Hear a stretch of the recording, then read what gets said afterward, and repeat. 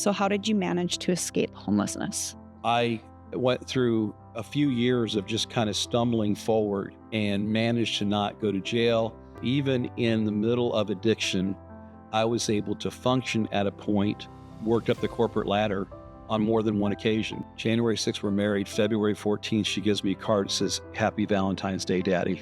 That was the thing that shook my world as far as quit using. In the very worst of who I was, there was always this part of me that cared about people. I didn't like people getting hurt. I didn't like people being embarrassed. I didn't like people being a lot of the things that I had experienced, growing up. I ended up going to seminary, had success, whatever that looks like in ministry, but I kept getting pulled back to, but what about them? Them being the homeless. I was blessed in some way that God gave me certain abilities that allowed me to have the life I was now enjoying that others, it didn't come naturally to them. The difference is I had to do that fight by myself.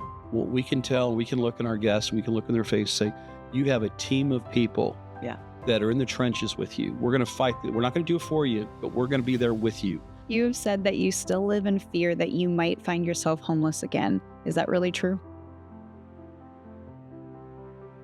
Yeah.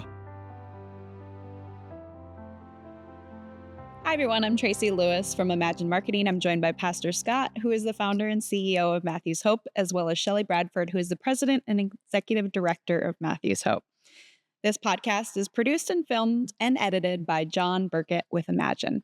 Welcome to this week's episode of Straight Talk, No BS with Matthew's Hope, presented by Imagine Marketing. At Imagine Marketing, we put in the extra effort to craft a tailored strategy for success. We offer photography, videography, and even podcast production services. Book a free consultation today. In this episode, we will be continuing our Real Faces of Homelessness series with part 2 of our episode featuring Pastor Scott. In part 1, Scott opened up about the circumstances that led him to experience homelessness twice. We left off with him experiencing homelessness once again while living in South Florida. I highly encourage you to watch part 1. Scott, you mentioned in part 1 that there were not any organizations like Matthew's Hope around to help you. So how did you manage to escape homelessness? I think, and I don't want to make this sound overly easy for anyone, but I was able to, beat my addiction for the most part on my own. But that was over a period of time. I was a very functional addict at this point, and up until the point that I was married. But the in between is for whatever reason, and believe me, I have a hard time understanding it myself. I was blessed to be able to get myself in the door of a number of different corporations that I had no right in my mind to be at, and worked up the corporate ladder on more than one occasion to where I've literally spent most of my adult life in a management of some sort. I have managed a software company, which is much funny. It's so funny because of the fact that even if you ask Shelley here how I get when my computer's not doing what I want it to do, I'm the least technical person on the planet. Very unpleasant. I get it just rocks my world, and the more that we have to become more computer oriented and what have you, and technology, I just go nuts. I hate it. It's a necessary evil. And yet I ran a multi-million-dollar company that sold software for construction. Well, I also don't know anything about construction. I don't know anything about accounting when it gets right down to it, much less what they call job costing and all these different things. But what I did learn, and I've always been able to do, is listen to someone and hear what their needs are, and then figure out how to respond to their needs. And so that's literally how I made it. Because again, I'm not highly educated by any stretch of the imagination. I jokingly tell people I found my GED not that long ago in a file, and I thought about having it put into a really fancy frame, with all the stuff you see because I got doctors and nurses and teachers and stuff working for me, and I'm a high school dropout. I think that's hilarious. But I also use that as I believe that if I can do that, then you can do that. that's not always a fair statement either, because I've never been afraid to talk to people. Um, and I think, but to talk, you got to be able to listen, and that's where my success came from. Is I was able to listen. So even in the middle of addiction, I was able to function at a point that, and so people know my addiction was to cocaine, which oddly enough, in many ways, leveled me out. I'm not nearly as high strung as I used to be.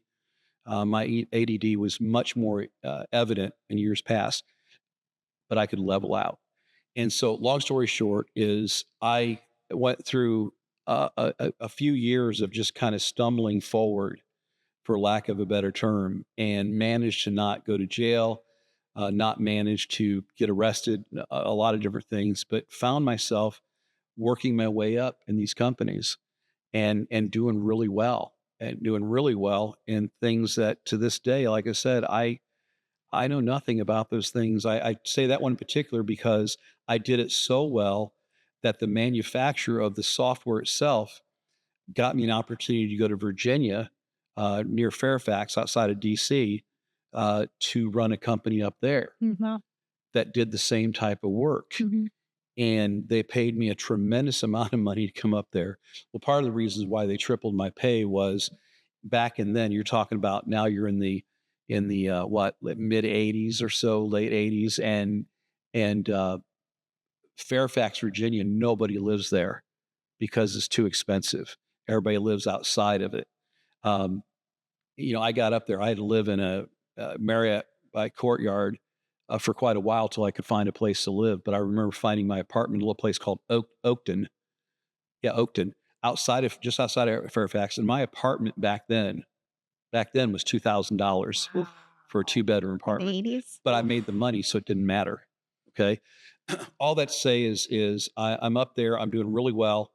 I've got this really cool little Spider convertible, and I'm coming up over uh, this hill, and I'll never forget. I see this woman with a pack loaded station wagon, which you younger people probably don't know what that is, but look it up. The family truckster, um, it- and she's doing a U-turn, and I'm coming right up over, and I'm going to careen into her, and I pushed myself over to the side. I went over an embankment. I hit a utility pole, completely destroyed the car. The engine was sitting up Mm. by me when it's done. Wow. And I went to fly out, and oddly, by the grace of God, I hit the top of the windshield. Mm. And if somebody looks real close, they'll see the scar that's on my forehead. It falls also in the line. As I'm getting older, it's starting to look more like a scar again. For a long time, it just looked like a line in my forehead. Uh, and uh, things started to fall back down again because I just the world was falling apart on me in my mind, and so I decided to quit and go back to Florida. And I'm coming back here to what, and I end up getting in this. I had met a girl and talked to her like I think we didn't technically have a date. She came over to my apartment in Winter Park one time before I left to Virginia. And when I came back, I ended up in New Smyrna. I was doing triathlons, oddly enough, and cycling a lot. I got into repping a sporting goods and whatever, which was completely, again, another area Mm. I know nothing about. But I'd been an athlete, so I kind of fed off of that. Living on across the street from the beach of Old New Smyrna was that was wonderful back then. And I came across this phone number of this girl that I had dinner once that she brought to my apartment. And that was at this point it's November. Let me see, it's October of '89. I proposed to her shortly after that. We were married January 6th of '90. Mm. Oh, my goodness gracious. That was crazy. That is crazy. And to give you some backstory is I never had that, what I consider a loving family. What I did is she was a single mom. and I watched how she was with her daughter. And what I did is I married the mother to my children. Mm. And in fairness to her, Pam, if you ever happen to listen to this, and in fairness to her, Pam propped me up a lot at that time. And uh, we probably should never got married. We had beautiful children together. Um, I don't know what she would say, but I can tell you we probably should have never gotten married. I knew the day I married her. And it's not that I did not love her. It was what I was in love with what I thought she was going to give me. Mm. She didn't know it at the time, but I was still using, but not at the level I was. Well, January 6th, we're married. February 14th, she gives me a card that says, Happy Valentine's Day, Daddy. Mm. And I'm like, I'll never forget. Part of me was overjoyed. I'm going to have a child. Part of me is in complete shock. It's like, how did that happen? We've only, you know, and by the way, for if my kids were to watch this, your mother was not pregnant when we got married. That's always the question. Okay. It's They're doing what the you do math. the math. It doesn't work. I looked at her from across the room and she got pregnant. Um, but when that happened, that was the thing that shook my world as far as quit using. Mm. Okay. Because the guy I was mostly using with at that point was the guy who was with the software developer. And every time he would come into town, we would binge and we'd go sell a lot of stuff. I mean, I was where most of the stuff was being sold one on one, going to contractors' offices. I was renting hotel rooms, hotel ballrooms, Mm. and giving lunch and bringing in 100 contractors at a time and closing them left and right. And so we're making money, we're shaking and baking and doing and then we're just blowing it, blowing a whole lot of blow. Um, but when she told me, when I read that card, that was when I went, it has to stop now. Mm. I wanted to be a better parent than what my dad was. My whole accomplishment at that point was to be better than him. I always tell people it's stupid to compare yourself to other people.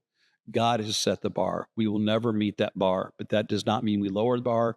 We keep striving. But Stan Ballou Mm. was my bar at the time, and I just needed to do better than him, and that's what I thought I was doing. Mhm. And fortunately, unfortunately, our marriage lasted for about 25 years. Um, we A lot of people never knew we were married. To this day, some people said, "You were married?" Other people that did were wondering how we were together. There was a lot about it that made no sense. That said, she was a good mother.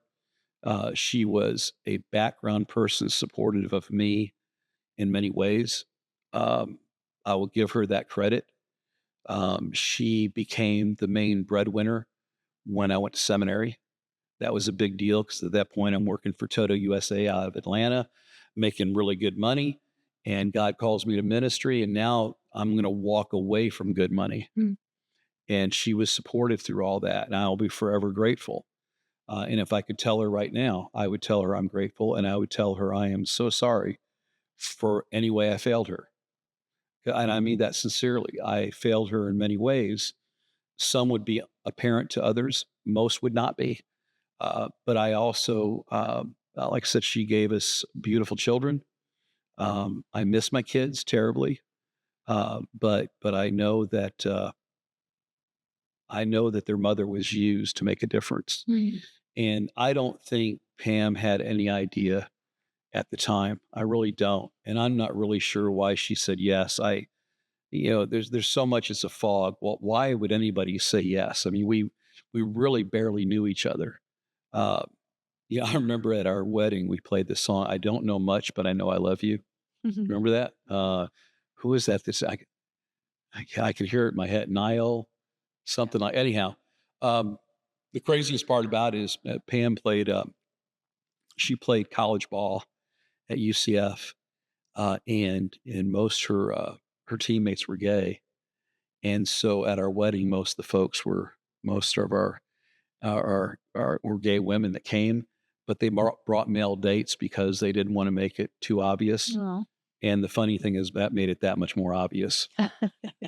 So if you could find the videos of my wedding, it's one of the best videos you'll ever watch in real life.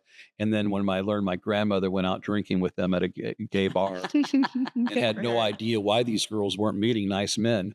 That's a whole nother story. But anyhow, like where's your grandmother? I think she's at a bar. I mean, she came like drag in at 2:00 in the morning, right? But in any case, yeah, that's crazy. True story. See, my family's been screwed up since day one. I jokingly said to my mom the other day I said, our family tree lays on its side. Don't try to explain it to anybody because it's very hard to explain. But any case, so, I ended up going to seminary and what had success, whatever that looks like in ministry. But I kept getting pulled back to this nudge constantly but what about them? Them being the homeless, I realized that I was blessed in some way, that God gave me certain abilities that allowed me to have the life I was now enjoying, um, that others, it didn't come naturally to them.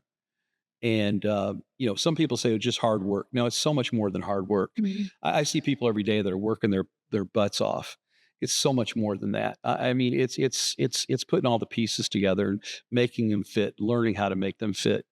And so all that said is that I ended up planting a church called Next Community Church in Winter Garden. Started it after I left the Presbyterian Church. This is after I served in a few different churches after seminary. And you know, I kept being drawn. So we started going out in the woods. And at that time in West Orange County, there was a lot of woods. I mean, even my youngest daughter, particularly Molly, as a little kid, would go out to the camps with me and make friends with these people, to where some people, like, I come across them today and they ask about her.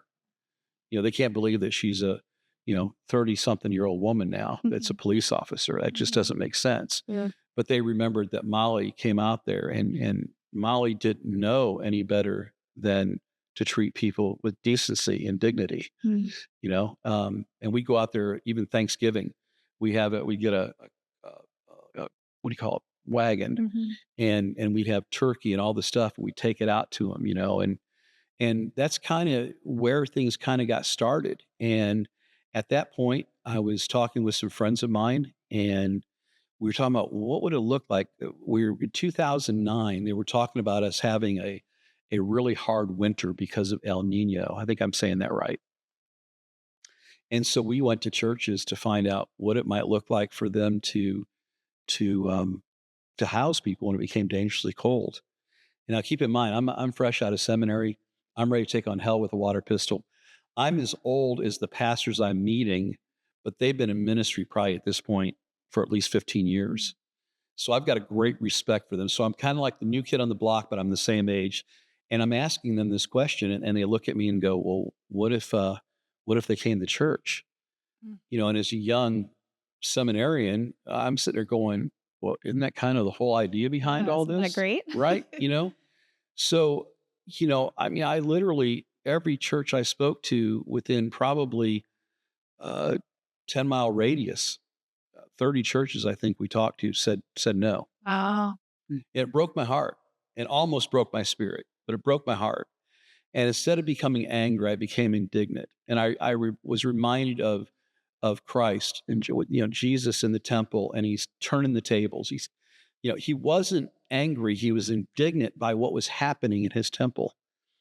I look at this whole place, when I not this building, this planet we live on, this country we live in, that's his temple.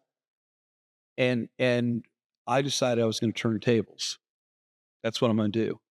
And so we finally got a church to say yes to us. And there was no intention of doing what we are today. It was going to be a seasonal thing. It may or may not happen depending on the weather. Well, it turns out we ended up spending, I believe it was 39 days inside between January 3rd and I think March 30th. Okay. When people started hearing about us, first off, I didn't know that I needed permission to do what we did. I just started doing it.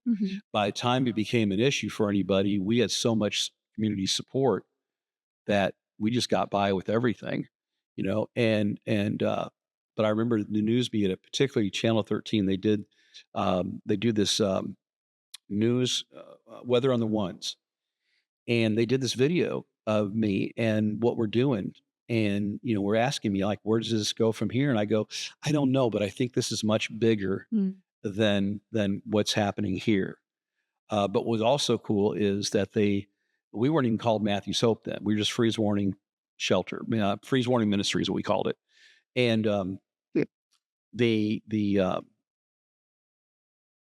The news asking these questions, well, they ran that story for me every day on the hour Mm.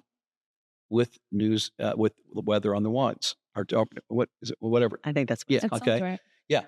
And so every time the weather would show, everybody's glued on the weather because they hadn't seen cold weather like this since the big freeze that wiped out all the crops, the orchards.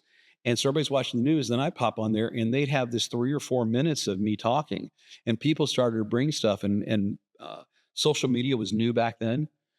So we start telling people what our needs were, and then we got to where we go, well, they're showing this story every hour on the hour. Let's call them and say, hey, tell people we don't need any more blankets, but we need this. And pretty soon we had this room full of stuff, piles, shoes here, jeans over here, blankets over there, backpacks over, all this different stuff. And then the church is going, what are you going to do with all this stuff? You know, I don't know. Okay. Um, and then that's really where it came from there. Now, originally, it looked like 2 of my friends were going to be with us, and we're going to take this on. And all of a sudden, when it came time to charge, you know, uh, go into battle, I said, charge, and I'm standing there by myself.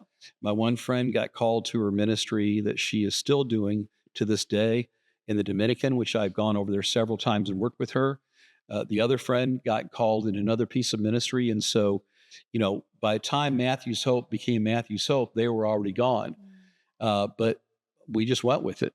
We just went with it. In our budget in 2010, that was the worst winter up until this last one. Our budget was $75,000 our first year, and right now we're right about 15 million. Wow. Yeah, it's crazy. That is crazy. Scott, Sorry for the rambling. No, but it's that's just good. kind of rolls. It's good. You were very open about your past now, but was there ever a time after you experienced homelessness when you tried to hide that part of your past from others? Oh yeah, yeah. Because well, first off, I realized what people thought of homeless people. And though I don't feel look, you always hear these guys say, well, I'm different than them. And I'm like, okay, right. I kind of was different than them only because, again, I didn't even know people lived in the woods.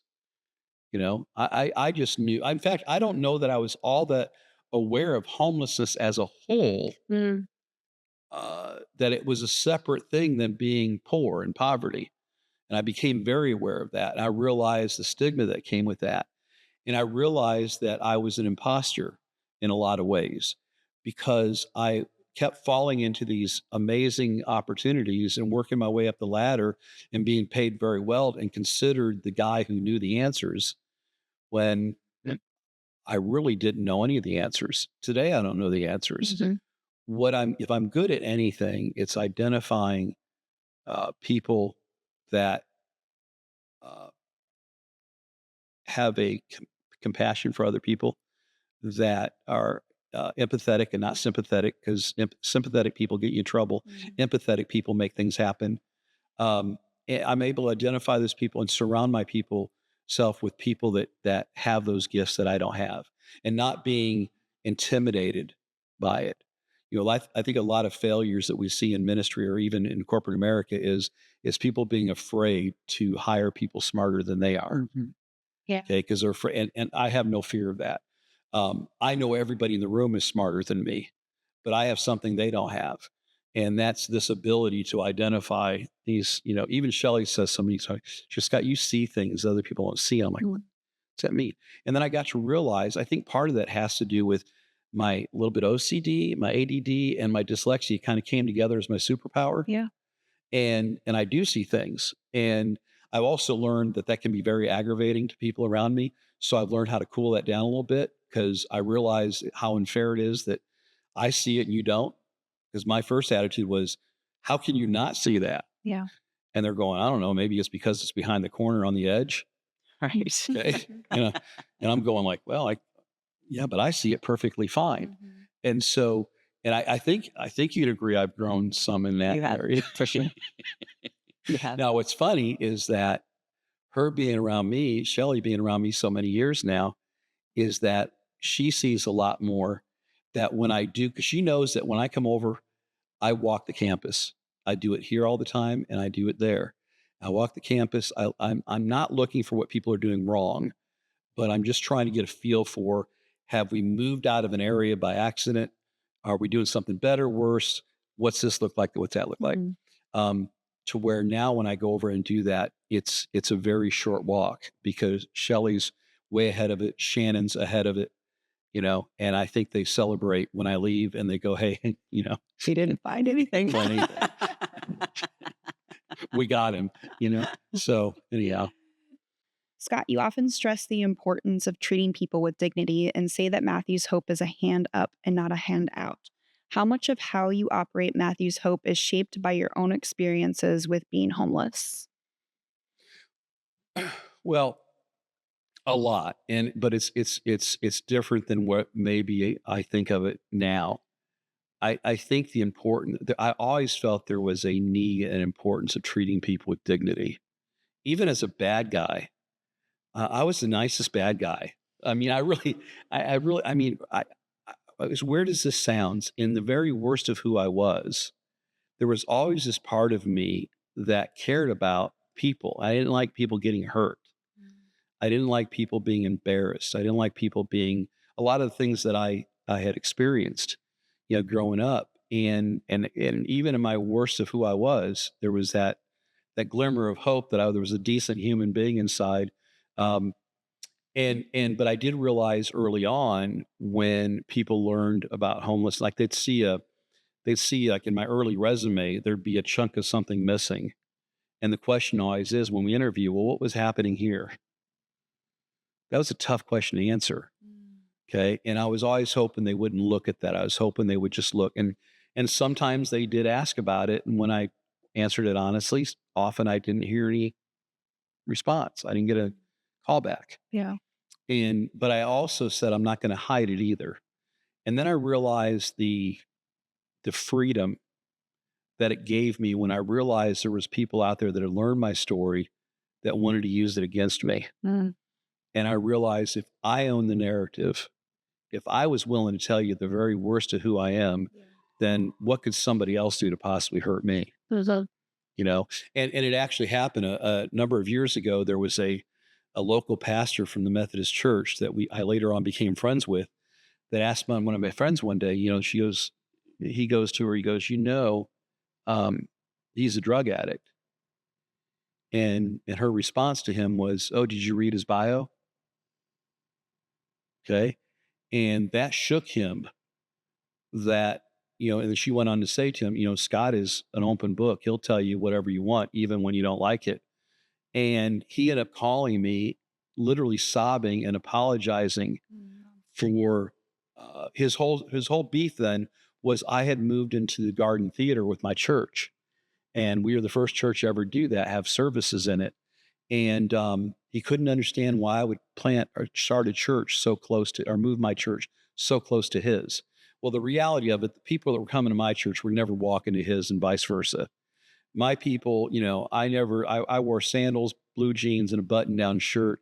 And the reason it was called Next is it was a seminary project that I had put together. And when my seminary professor asked me what it meant, I said, because he's like everybody else is St. Johnson's of CC, whatever, Mhm.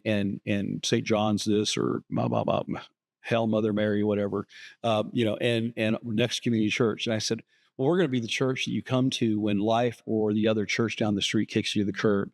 And that's who God brought me. In that, he also brought me people that were literally living on the streets. And that's kind of, it started just kind of evolved from there. But when I went to other churches about supporting our effort, they would not do it because churches get very territorial and they're not going to spend money at your church to support, even if it's a ministry they don't do. Nobody who serves with the homeless, and I'm trying to. So that's when I incorporated as Matthew's Hope. It's his own 501c3, so that we could pursue opportunity and try to get churches involved. Today, I'm proud to say that we have hundreds of individuals from many different denominations involved. It's still a very small list of churches that support us financially. Well, that's And so usually it's sweet. the smaller ones, which is kind of weird. Yeah. Shelley, have you learned anything new about Scott over these 2 episodes? I know I am, Oh, for sure. but you know him very well. I mean, I've heard a lot of his story, but when he went so deep into it, there were a lot of things that I probably had never heard before. So yeah, for sure. Shelley is probably Okay. outside of Charlene.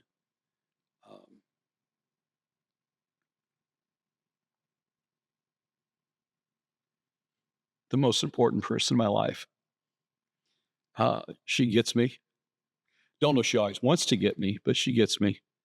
She is not afraid to question me, to push back, and especially if I'm fired up about something, she will do her best to try to reel me back in a little bit or remind me of possible consequences and stuff like that. Sometimes she'll have to remind me of my own rules. She's done that recently, you know. And we want to have people in our lives like that. Yeah. You do not want to surround yourself with people that are just like you. You do not want to surround yourself with people that just think everything you do is fantastic. Yeah. You have to have those people that care about you. You know they love you. Sorry, Darren, she loves me. I know she does. She just doesn't love me like she loves you. She's not in love with me. Her husband, if you go back, you can see he's one of my heroes. But all kidding aside, outside of Charlene, Shelley is my number one. I cannot imagine doing Matthew's Hope at this level without her, because we are so like-minded, but what one doesn't have, the other one fills in really well. Yeah. It's really, in my mind, a beautiful relationship that most people could only hope for in a working environment, truly. Yeah. Because, she has her challenges at home, caring for her disabled brother. We've talked about her boys, being born with special needs, and she has a husband that she has a great relationship with. She's trying to do all that stuff along with all the chaos we have, and I've had some health issues the last couple of years that have slowed me down a little bit. Part of it's getting old, I guess. Part of it is thinking I was invincible when I was younger, that it's catching up with me. But we haven't skipped a beat along the way. Somehow we've always figured it out. And whenever I do, and I don't doubt very often, I don't know that I doubt at all, but I do get those places sometimes where I'm just fed up. Mm-hmm. And I just go, I'm done. I'm just done. And she'll go, well, we're going to figure this out, which is usually would something come out of my mouth. Yeah. We'll figure it out. It is strange at me times where she will say things that it's my words coming out of her mouth. Okay. Now, what's really funny is Charlene has learned this trick. Charlene will piss me off sometimes when she does it. Okay. It's all about the timing. We say sometimes Charlene's timing is just not as Shelley has better sense of timing. I wanted to say some of the things she says. Charlene just dives in and finds herself jumped into a meat grinder. But all kidding aside, it is strange sometimes when I hear her say something, I kind of like, wow, that was me coming out of her. I wonder if she knows that was me coming out of her. But that's what also because people are always asking about, what's the succession plan? I'm 63 going to 64. I don't plan on going anywhere. But the whole thing is too, is I would love to believe this ministry will last a lot longer than me. And not for my sake, I could care less. Forget about who I am. Remember who he is. Mm-hmm. But that I believe that if push came to shove and something happened to me right now, I believe the team is in place to make sure this ministry continues, and so clearly understands the vision I have for it that will continue whether I was here or not. It's pretty special. Really do, and it is. It allows me to sleep, whatever sleep is. You have said that you still live in fear that you might find yourself homeless again. Is that really true?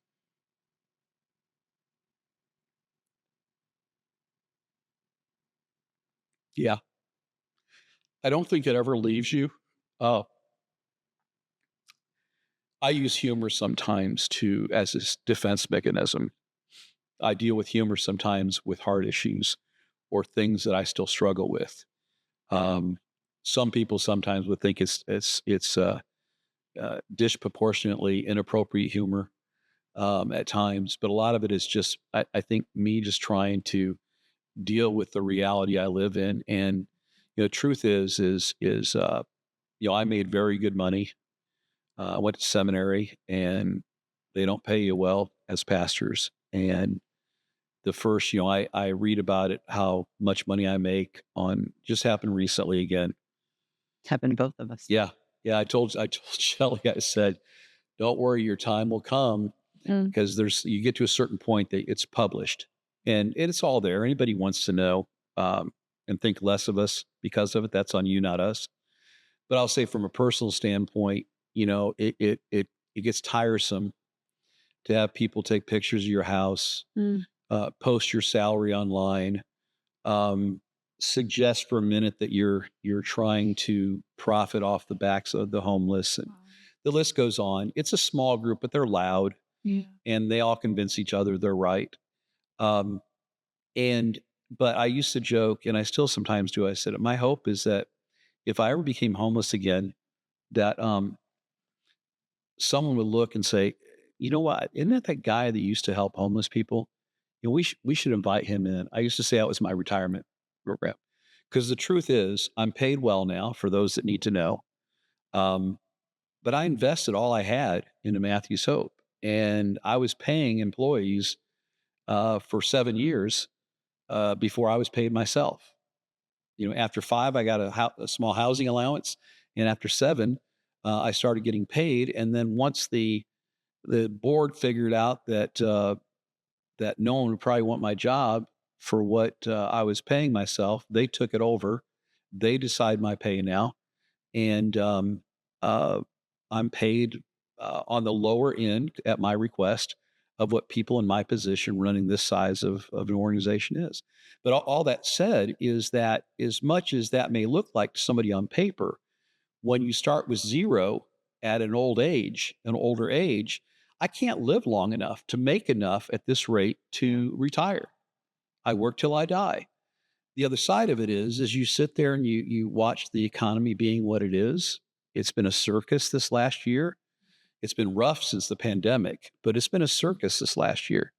And I have to admit that there's times where I go, ugh, I've been in the middle of redoing some stuff in our house, and at one point, I'm like going, you know what? I'm just going to leave it unfinished. But then I realized that even if I had to sell my house, I couldn't sell it unfinished. Mm.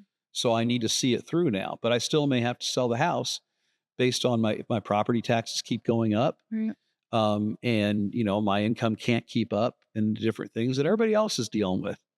You know, that's when Shelley and I would talk to each other and go, well, she'll say, yeah, you dear, just do it, and then she'll say, I'm thinking about doing this to the house, blah, blah, blah. And I'll go, yeah, well, that's a good idea. You go ahead and do that. That's when we're bad for But each other. with all of it, yeah. But the other side of it is we really talk it through sometimes as friends saying, are we in a good enough place to do this? And sometimes the people around you know that better than you do. Yeah. Okay. Because I would never advise her to do something that if I thought that Matthew's Hope would shut down later on this year, I would never tell her, Right. yeah, go ahead and refinance the house and put those windows in. Mhm. Right. I would never do that. I don't believe that's the case. Do I believe that we're in for some rocky roads? Yeah, I do. Yeah. I do. And we need to build our donor base further, and when people talk about that, I do get, I'm sure people get sick of me posting that we need this and we need that and the other thing. I get sick of it too.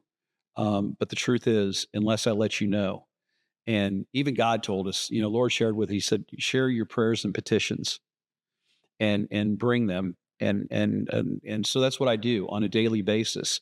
Um, we're not stockpiling anything. We're not, I mean, in fact, it comes in the front door, it goes out the back. As fast as it comes We in. are never sitting on money. If we sit on money, it's because it's that time of month that we haven't paid the mortgage, the insurance, Right. All the things. all the thing, and we can go from having a couple $100,000 in the bank where to 30,000. Well, 30,000 would not cover half of my payroll Mhm. for a 2-week period. Yeah. So you sit there and you kind of go like, God, I'm so thankful for this. But the other side of it is, okay, Lord, this Right. is where we're at. So, it's a constant battle all the time. And so there's that, and I know that's a long way of getting to answer your question, but all those things are going through my head Right. because I feel a great responsibility to the people that work for me. Okay. And I don't want to ever hire someone with the idea that I'm going to have to let them go. Mm. Even, we're now involved with several grants that we have now. And these grants require, a lot of times what they'll do is they require we pay someone a certain level. Yeah. And we're going like, well, none of our people are at that level. Well, and that what they do is they say, well, people work for these grants and they realize they're going to be unemployed in a year. I would never hire someone thinking that I was going to tell them Yeah. they're going to be employed in a year. Right. So we've had to work that out to where, okay, I'm going to have to pay them more money to do this, but then I need to figure out how we maintain that afterwards. Yeah. And that's tricky because the truth is Oh, that's every one wild. of our employees, I tell them all the time, you could go down the street and make 2, 3 times what you're making with us, especially like the nurses and stuff, Mhm. have those highly sought after jobs. They're here because they care and they feel called, Hmm. Yeah. but I would never want to be responsible for one of them to not being able to pay their mortgage Mhm. or find themselves where I was. Right. Right. Shelley, we have heard a lot from Scott over these 2 episodes. Before we wrap this one up, is there anything you would like to ask him or anything you would like to add? I did think of something earlier and he kind of talked it through. But my question has always been, how did you get yourself out of homelessness? And then you kind of talked it through. And Yeah. that's the first time I've heard that story. Yeah, it's like we would try to tell our people every day. It's a fight. It's a daily Yeah. fight. The difference is I had to do that fight by myself. What we can tell, we can look in our guests, we can look in their face, say, you have a team of people Yeah. that are in the trenches with you. We're going to fight. We're not going to do it for you, but we're going to be there with you. When you trip, we're going to try to steady you back up. When you fall, we're going to be there to try to catch you.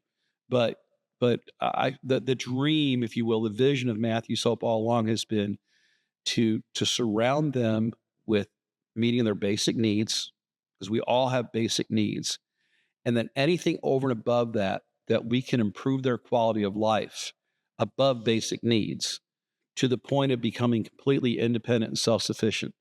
That is our number one goal. I right now in my life am completely independent and self-sufficient. And I want to see everyone. Now, here's the other side of it. If you walk into either one of our outreach centers and you walk in, the truth is the higher percentage of those people in that room are going to die on the streets. Hmm. Okay. The end game is going to be their death. And like I said, we are in previous episodes, we are looking at how do we address this new demographic? How do we create a new type of end game for these people? Um, and I think that is what separates us from most organizations is that we have never settled for who we are. We're always looking to find a way to make it better, not for the sake of saying, "Oh, look at what we did," but because we were able to fill a need that did not exist. It's kind of like when I woke up one morning and I say, "Hey, we're going to open a school," and people said a preschool, and then people were saying, "Yeah, what do you know about a preschool?" I go, "Nothing. Here's what I know, though. I know those parents need a place Yeah. for their kids to go so they can go to work in school. I also know if we don't give those kids a firm foundation, they are going to become second or third generational homeless." And so that's how Matthew's Hope got its name, a preschool, Matthew's Hope Firm Foundation, giving those kids a firm foundation, but also creating a foundation for the parents to be able to thrive, not just survive, but thrive in such a way that one day maybe they become one of our supporters. And that, in fact, has happened. Mhm. And that's pretty cool. I will say the way your brain works is what has made you successful in life. And the way your brain works and your attitude of not giving up, even when I know you want to sometimes, um, that's what has made you successful in life. Not everybody has your drive to keep going, and I never give up. Yeah. That takes a special human being. I think some of it's still fear. Sure, Okay. It's part of it's still driven by fear, fear of failure, sure. fear of becoming homeless again, what have you. I think part of it is I'm a competitor. Hmm. So my body is given up. It's not going to compete for anything. I got 2 goals every day. Number 1 is recognize myself in the mirror. 2, get off the toilet by yourself. Anything over and above that's bonus. Okay. So the body's not going to compete. I miss that. In my dreams, I can still run a touchdown and give you a nasty tackle. In my life, I slip off the edge of the bed like an 80-year-old man to try to get everything to where I can get to the kitchen to have my first cup of coffee. But I like building. I'm an entrepreneur at heart. I like building and creating. I've never invented anything that I know of, but I've taken what I've learned about other things and made them better. So yeah, I think that's fair, and I know that about myself. Hmm. It's affirming to hear somebody else saw it because you can think a lot about yourself. Yeah. The other part of it is that I've had people say, well, let Scott Ballou come here. He's the expert. And I will never be an expert. The day I become the expert, go ahead and put me out of my misery. Because the truth is if I don't get up every day with the idea of I'm willing to learn more today than I knew yesterday and be willing to change how I think, there are things that I think now that I would have never thought in my 20s. But there's also things in homelessness that because we adjust to the demographics, that you have to change. And we keep trying to do the same thing over and over again. And last I heard, that's the first sign of insanity. Yeah. And what has made us successful, and I hate using that term in ministry, but we are able to turn on a dime. When the pandemic, when everybody else shut their doors, either shut down or shuttered until things got better, we didn't skip a beat. We've never closed for a single day. We have never closed on a single regular business day in 16 years. That's Never have. And that's because we're willing to make that change. That's great. Scott, thank you for sharing your story today. And thanks to everyone for watching and listening. Please like, share, and subscribe to this podcast so we can reach a larger audience. Thank you all. Thank you.